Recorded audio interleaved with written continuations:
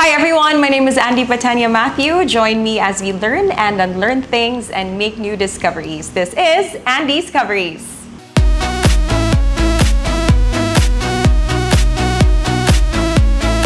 And the comma goes to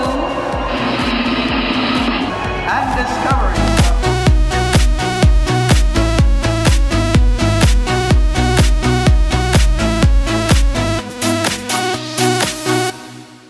Happy Valentine's Day, everyone. It is the day of love, and love can come in many forms.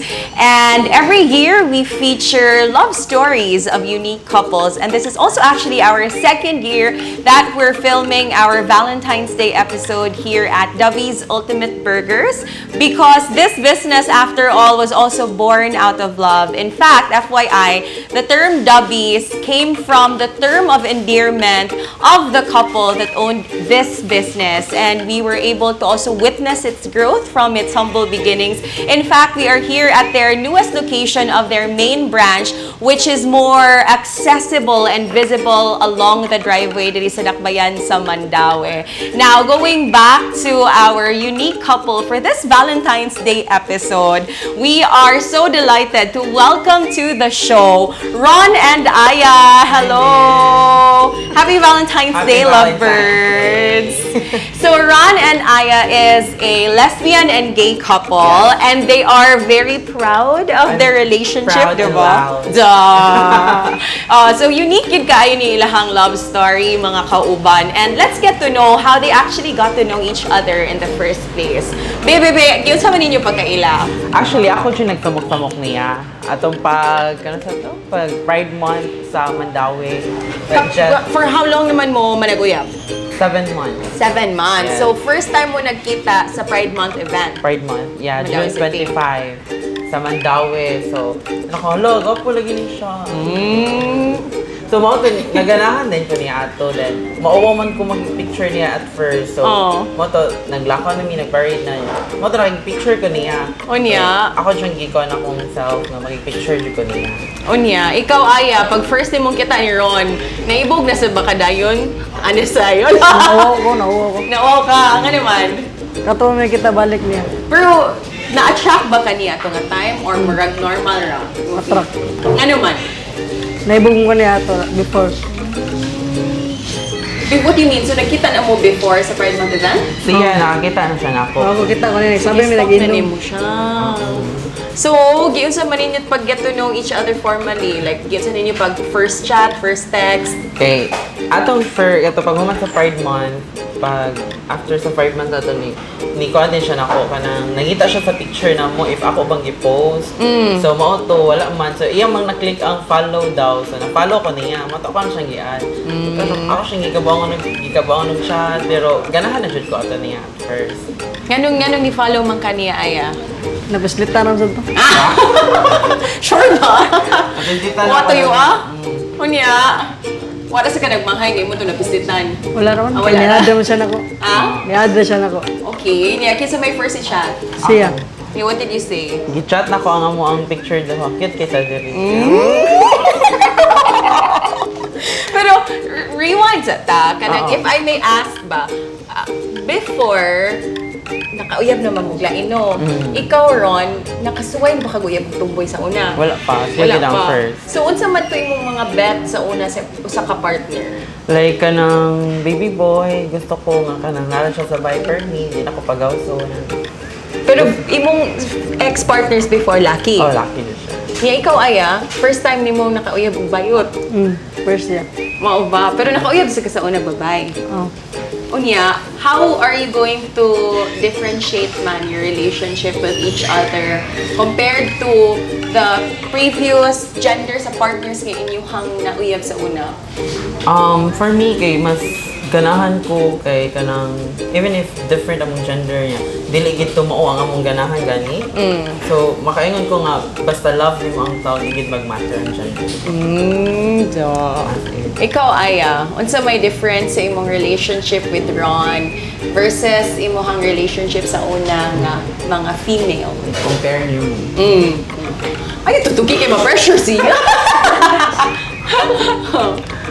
Okay lang. Oh, no, kung mo po sa answer. Oy, okay ra. Happy ako niya. Happy ra ka niya. Kisas last.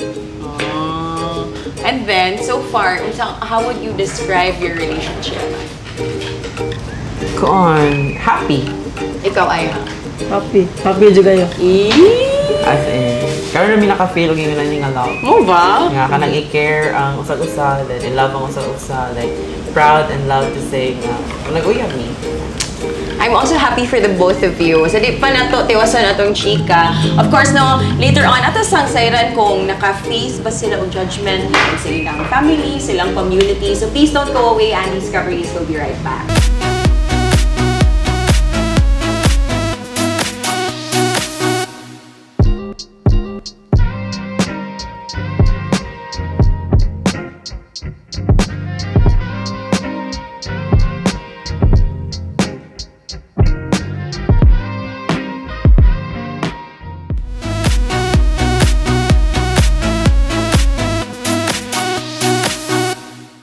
Okay, so now let's talk about the reaction of the people around you, no? Ang inyong family, loved ones, friends, ang inyong community, mga marites sa inyong silingan. Unsa man ilahang first impression katong naglantaran na mo sa inyong relationship?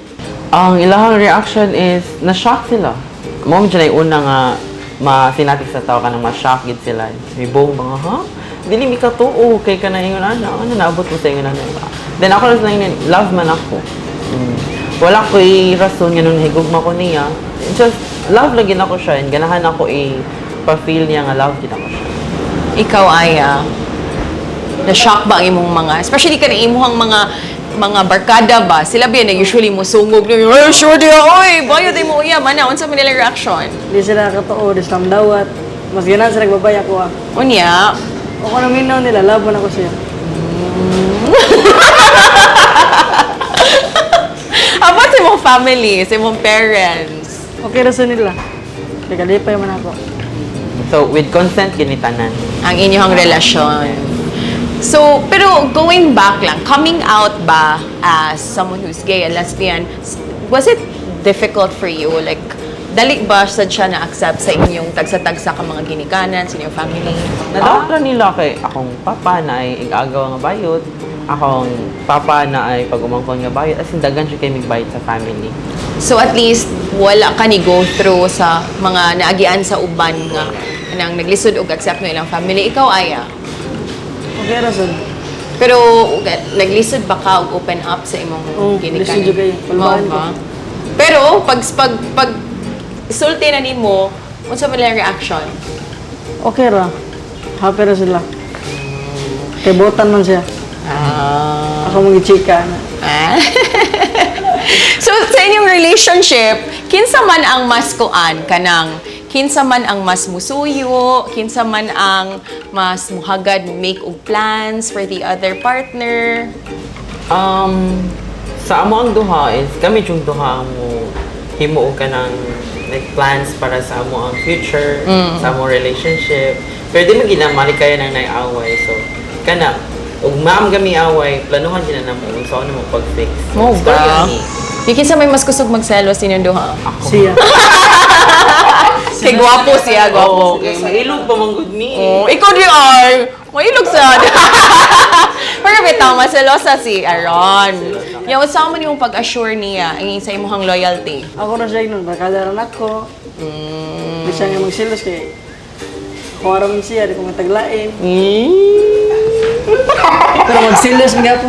Magselos ka po. Silos ka po. Ay, sige, selos. Wrong. Gamay na lang. Gamay na lang. Pero how open are you to each other? Kamu ba ang type of couple nga openly ipasa ang cellphone nga to sa usa, i-share ba ninyo inyong mga Facebook passwords? Yes, Inana miss. mo ka-open? Inana dyan mi ka-open. As in, open na dyan kayo mistanan.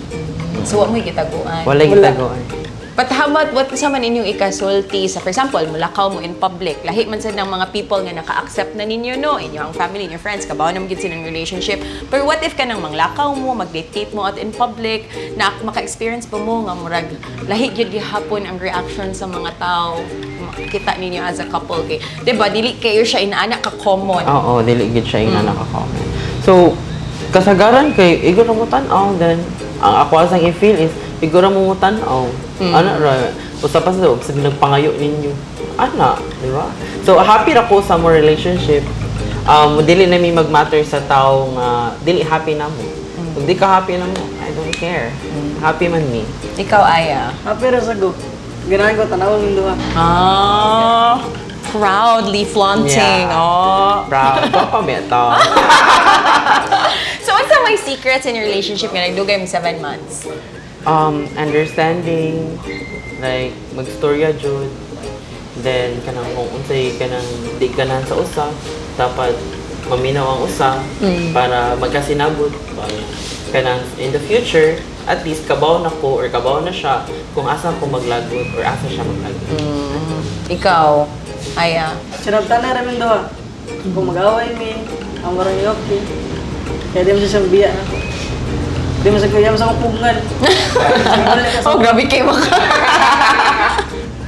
Pero nabot na mo sa point in yung life nga, di na mo ma-attract o lain yun. For example, kita kagwapo ka istanan, kita kagwapa ka istanan. Are you that secure na in each other's love and company nga dili na mo mag-doubt? Dili na. One ako, ma-appreciate ra ko. Kasi ma-appreciate siya siya. Ay, gwapa. Okay. Kanang sure naman jud ko nga kanang sure na sad ko niya.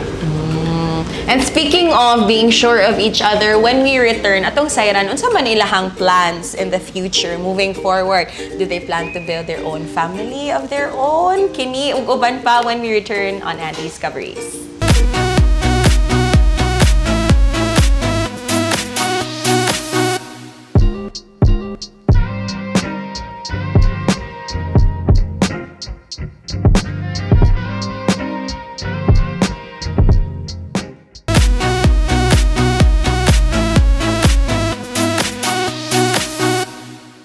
And you're still watching Andi's Coveries for our Valentine's Day episode together with Ron and Aya. Ug mao na to akong panghutana. Unsa man inyong plan? 7 months, di pa kaayo jud dugay no, pero you're saying you're already sure of each other. Unsa man inyong plan in the future? Do you plan to build a family of your own? Unsa man hisgutan na ba na ninyo? Actually, every day, kanang magstorya gid mi nga kanang puhon, if nanatay 1 million, magbuhat na tag ato ang kaugalingong anak o balay. So, naabot gid mi ana nga part, as in. Then, makaingon ko nga, dili ko ganahan mag-anak sa karon kay gusto ko nga mahatag gid namo ug unsay kinahanglanon sa among future baby. Ikaw, Aya. Mawala naman sad. Kaya ganahan ko mag-school lang. Bitaw. Pero, you're really open to that feature nga. That's something nga inyo hanggi foreseeing. Yes. In the future. So, ganahan ninyo nga dalhon yun sa altar, magpakasal gid mo. Mao dyan na among plano. Yeah. Karon, tell us about your typical nga dates. Like, what do you usually do as a couple? If payday or free time, naon sa gawas. More na among happiness, food. Kana na jud.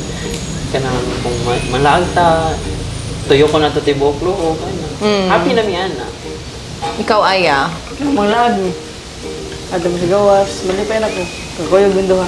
Unsa man imong favorite quality or characteristic ni Ron? Makaya sa nako.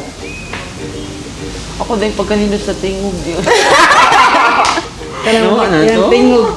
Kanang sa tingog. Singer do ay karon? Actually, dito siya na in love first daw. Kaya ingon. Tinuod? Tinuod siya kay. Sige, may sample daw. Pangarap ko ang ibigin ka at sa bang panahon. Diba? Ikaw, uy, ako ka ba? Singer day ka. Oy, by the way, aside from Ron being a good singer, she is also a very talented makeup artist, no? So, if na may mga bookings, i-contact lang siya sa Facebook page. It's actually how we met during a shoot for Sophisticated Medical Aesthetics. Uy, shout out the to Miss Kate Valencia and the entire team.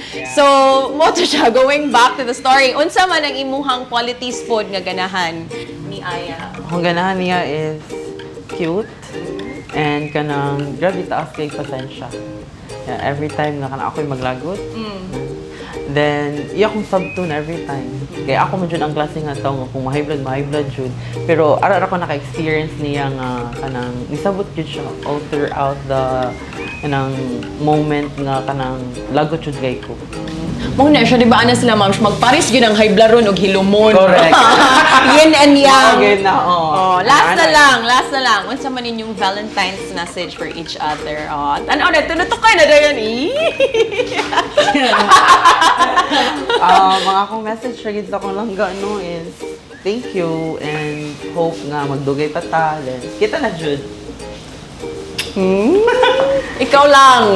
Para sa imong lang. Thank you, Gapon. Love you po pa niya ito karoon. May tamang dugay ni. I love you din. I love you lang. And we also have a special surprise for you, courtesy of our friends from Dubby's Ultimate Burgers at ihatod ni Sir Ronnie. Oh my God, thank you. Their ultimate burger bouquet. Wow, So thank para you dili so lang busog ang much. inyong kasing-kasing, Para busog imuha sad na. ang inyong mga tiyan. O, Para di mo ba? tanan ha.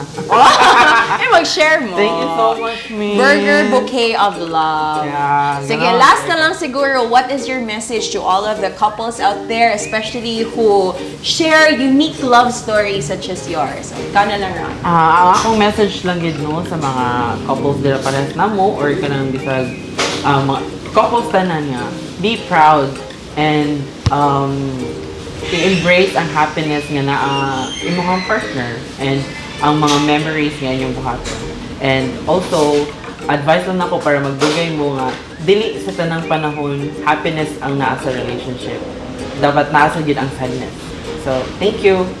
Thank you very much, Ron and Aya. And once again, daghang salamat. A big shout out to Dubby's Ultimate Burgers for hosting today's episode. I'd also like to personally thank Blinky Smile Makeover Dental Clinic, Sophisticated Medical Aesthetics, and New Lounge PH. Daghang salamat and happy Valentine's Day, everyone.